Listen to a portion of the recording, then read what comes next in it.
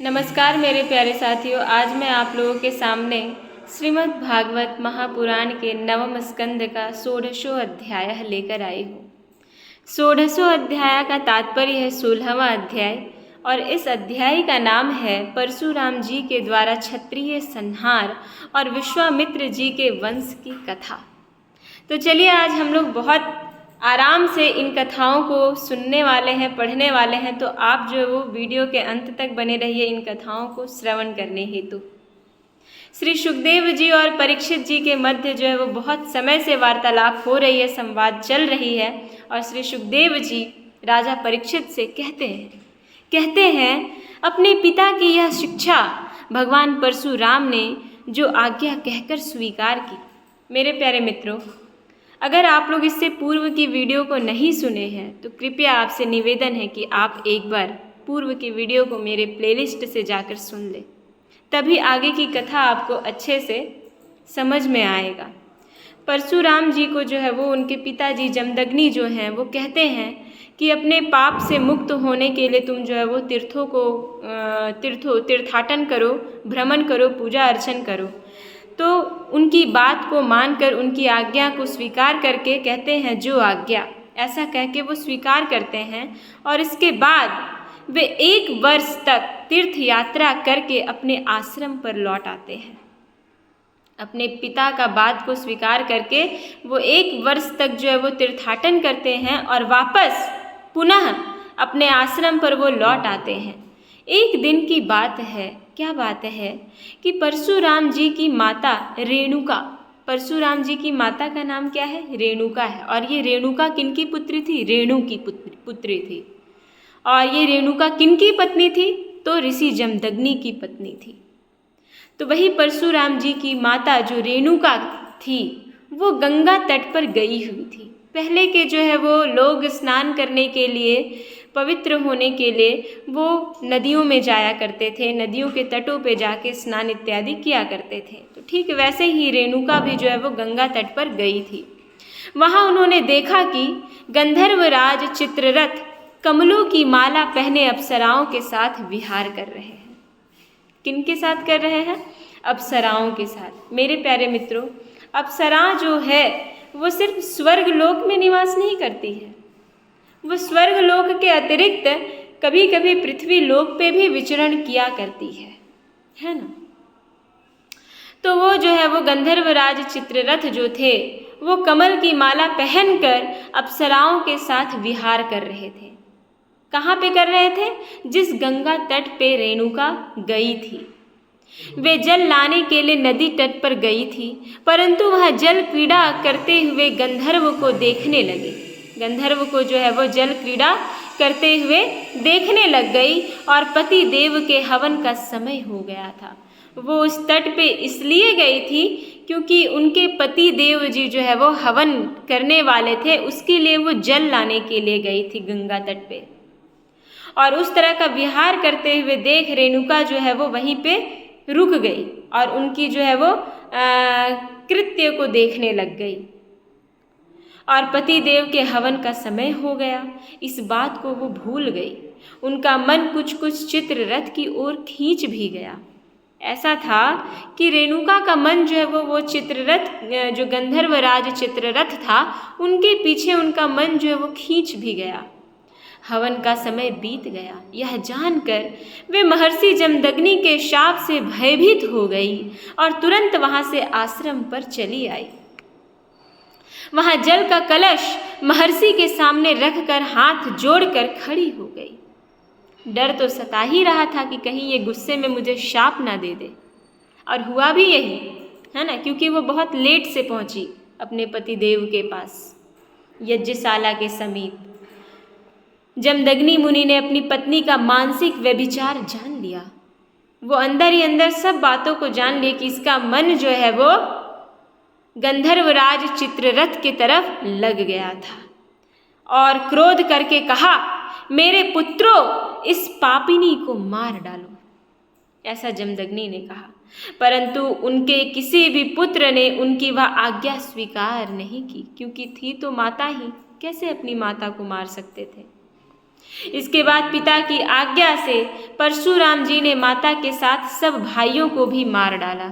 पिता का आज्ञा जो वो परशुराम जी के लिए शिरोधार्य था, वो पिता की आज्ञा को स्वीकार करके अपनी माता सहित सभी भाइयों को जो है वो सर धड़ से अलग कर दिया। इसका कारण था वे अपने पिताजी के योग और तपस्या का प्रभाव भली भांति जानते थे। परशुराम जी के इस काम से सत्यवती नंदन महर्षि जमदग्नि बहुत प्रसन्न हुए।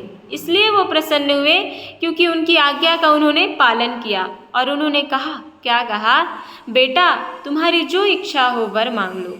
परशुराम जी ने कहा, क्या कहा? पिताजी, मेरी माता और सब भाई जीवित हो जाएं तथा उन्हें इस बात की याद ना रहे कि मैंने उन्हें मारा था। यही वो भिक्षा में मांगते हैं।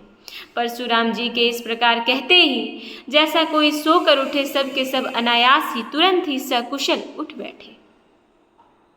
परशुराम जी ने अपने पिताजी का तपोबल जानकर ही तो अपने सुहृदों का वध किया था। उन्हें ये पता था कि ये वापस जीवित हो जाएंगे। उनको अपने पिता का तपोबल के बारे में ज्ञात था। फिर कहते हैं श्री सुखदेव जी, परीक्षित, सहस्रबाहु अर्जुन के जो लड़के परशुराम जी से हार कर भाग गए थे, जो सहस्रबाहु जी को जब ये मारे थे तो उनके साथ उनके बच्चे भी, उनके बेटे भी युद्ध कर रहे थे, वो सब डर के मारे भाग गए थे, हार के भाग गए थे। उन्हें अपने पिता के वध की याद निरंतर बनी रहती है, ऐसा जो है वो कह रहे हैं। कौन कह रहे हैं? सुखदेव जी परीक्षित से कह रहे हैं कि जो सहस्रबाहु अर्जुन के जो लड़के परशुराम जी से हार कर भाग गए थे, उन्हें अपने पिता के वध की याद निरंतर बनी रहती है। वो भूले नहीं है अपने पिता के वध का बदला लेने के लिए। कहीं एक क्षण के लिए भी उन्हें चैन नहीं मिलता था। एक दिन की बात है, परशुराम जी अपने भाइयों के साथ आश्रम से बाहर वन की ओर गए थे। यह अवसर पाकर वैर साधने के लिए सहस्रबाहु के लड़के वहां आ पहुंचे। उस समय अपनी समस्त वृत्तियों से पवित्र कीर्ति भगवान के ही चिंतन में मग्न हो रहे थे। कौन? जमदग्नि।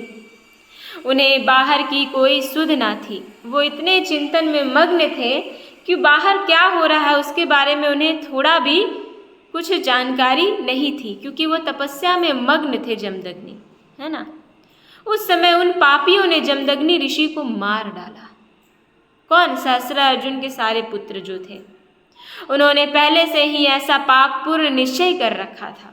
परशुराम की माता रेणुका बड़ी दीनता से उनसे प्रार्थना कर रही थी, परंतु उन सबों ने उनकी एक न सुनी। वे बलपूर्वक महर्षि जमदग्नि का सिर काट कर ले गए। परीक्षित, वास्तव में वे नीच क्षत्रिय अत्यंत क्रूर थे। सती रेणुका दुख और शोक से आतुर हो गई थी। आतुर हो भी क्यों ना, उनकी पति को मार दिए वो लोग। वे अपने हाथों अपनी छाती और सिर पीट पीट कर जोर जोर से रोने लगी और कहने लगी, परशुराम बेटा, परशुराम शीघ्र आओ। परशुराम जी ने बहुत दूर से माता का हा राम यह करुण क्रंदन सुन लिया। वे बड़ी शीघ्रता से आश्रम पर आए और वहां आकर देखा कि पिताजी मार डाल गए। परीक्षित, उस समय परशुराम जी को बड़ा दुख हुआ, साथ ही क्रोध, असहिष्णुता, मानसिक पीड़ा और शोक के वेग से वे अत्यंत मोहित हो गए थे। हाय पिताजी, आप तो बड़े महात्मा थे। पिताजी, आप तो धर्म के सच्चे पुजारी थे। आप हम लोगों को छोड़कर स्वर्ग चले गए। इस प्रकार से परशुराम जी बोल रहे थे और अंदर ही अंदर जो वो व्यथित हो रहे थे। इस प्रकार विलाप कर उन्होंने पिता का शरीर तो भाइयों को सौंप दिया और स्वयं हाथ में फरसा उठाकर क्षत्रियों का संहार कर डालने का निश्चय किया। परीक्षित, परशुराम जी ने माहिष्मती नगरी में जाकर सहस्रबाहु अर्जुन के पुत्रों के सिरों से नगर के बीचों बीच एक बड़ा भारी पर्वत खड़ा कर दिया। उस नगर की शोभा तो उन ब्रह्मघाती नीच क्षत्रियों के कारण ही नष्ट हो चुकी थी। उनके रक्त से एक बड़ी भयंकर नदी बह निकली, जिसे देखकर ब्राह्मण द्रोहियों का हृदय भय से कांप उठा। और ब्राह्मण द्रोही यहाँ किनको कहा जा रहा? क्षत्रियों को। भगवान ने देखा कि वर्तमान क्षत्रिय अत्याचारी हो गए हैं, इसलिए राजन, उन्होंने अपने पिता के वध को निमित्त बनाकर 21 बार पृथ्वी को क्षत्रियहीन कर दिया और कुरुक्षेत्र के समंत पंचक में ऐसे ऐसे 5 तालाब बना दिए जो रक्त के जल से भरे हुए थे। परशुराम जी ने अपने पिताजी का सिर लाकर उनके धड़ से जोड़ दिया और यज्ञों द्वारा सर्वदेवमय आत्मस्वरूप भगवान का यजन किया। यज्ञों में उन्होंने पूर्व दिशा होता को, दक्षिण दिशा ब्रह्मा को, पश्चिम दिशा अध्वर्यु को और उत्तर दिशा सामगान करने वाले उद्गाता को दे दी। इसी प्रकार अग्निकोण आदि विदिशाएं ऋत्विजों को दी। कश्यप जी को मध्य भूमि दी, उपद्रष्टा को आर्यावर्त दिया तथा दूसरे सदस्यों को अन्य अन्य दिशाएं प्रदान कर दी। इसके बाद यज्ञांत स्नान करके वे समस्त पापों से मुक्त हो गए और ब्रह्म नदी सरस्वती के तट पर मेघ रहित सूर्य के समान शोभायमान हुए। महर्षि जमदग्नि को स्मृति रूप संकल्पमय शरीर की प्राप्ति हो गई। परशुराम जी से सम्मानित होकर वे सप्तर्षियों के मंडल में 7वें ऋषि हो गए। कौन? जमदग्नि। परीक्षित, कमल लोचन जमदग्नि भगवान परशुराम आगामी मनवंतर में सप्तर्षियों के मंडल में रहकर वेदों का विस्तार करेंगे, ऐसा बताया। वे आज भी किसी को किसी प्रकार का दंड न देते हुए शांत चित्त से महेंद्र पर्वत पर निवास करते हैं।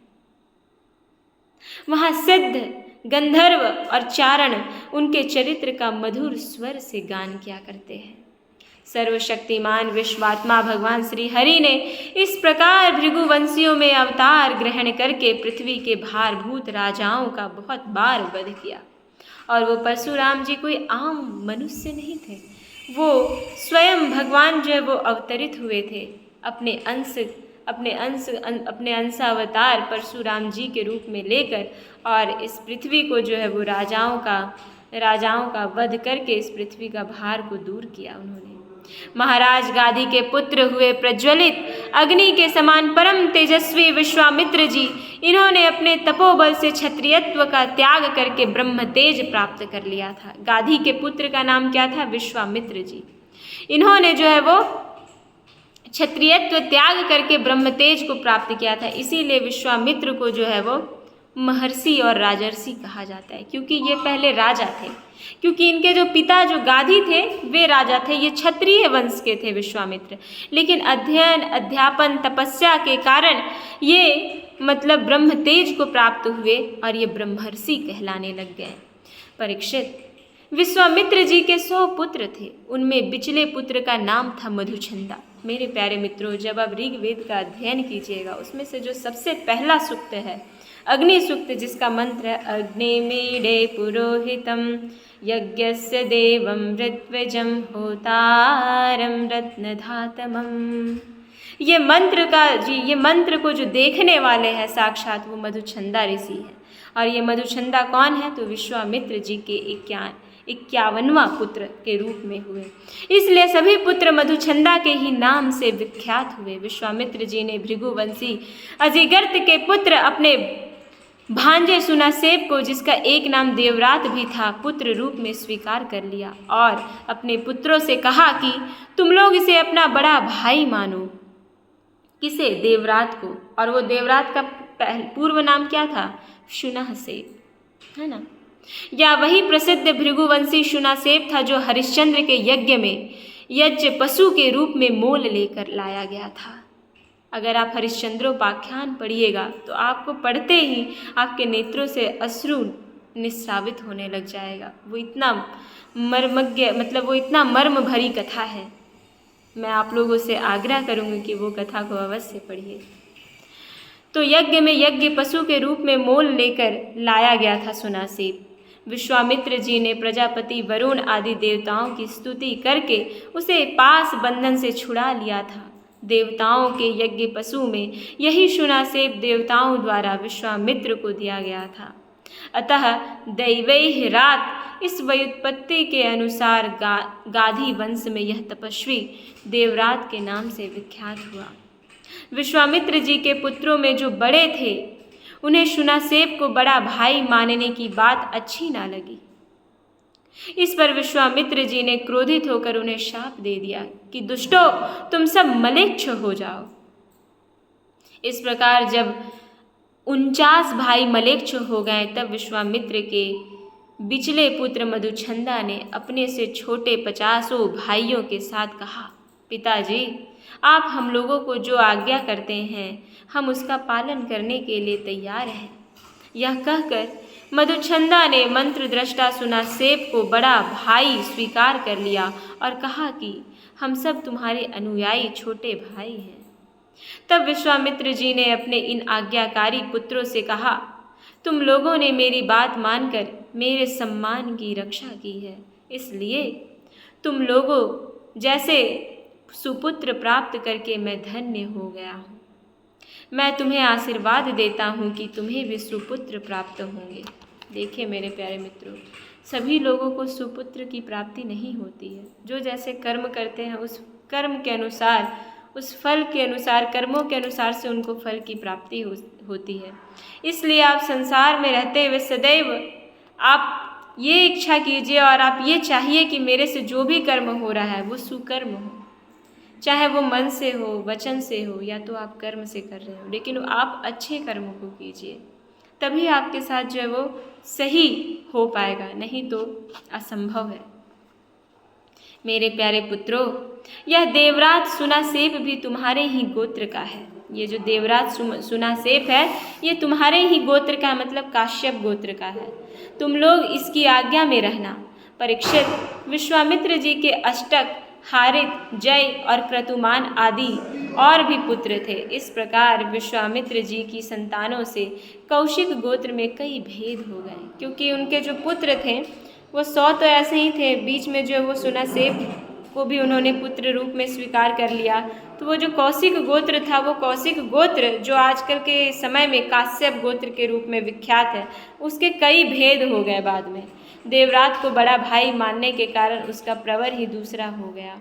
इस प्रकार से मेरे प्यारे मित्रों, ये परशुराम जी और जमदग्नि की कथाओं को आप लोगों ने सुना और उसके पश्चात विश्वामित्र जी की कथा को सुना, और विश्वामित्र जी किस प्रकार से सुनासेप को अपने 51वां पुत्र के रूप में स्वीकार करते हैं और मधुचंदा को वो अपने पुत्र रूप में देखते हैं और उनके 100 पुत्र मधुचंदा के नाम से भी जाने जाने लगते हैं। इन सभी कथाओं को मैंने आपके सामने रखा। अगर आपको थोड़ी सी भी मेरी कथा समझ में आई हो तो कृपया आप अपने परिवारों को अवश्य सुनाएं। नमो नमः। नमः संस्कृताय। ओम नमो भगवते वासुदेवाय नमः।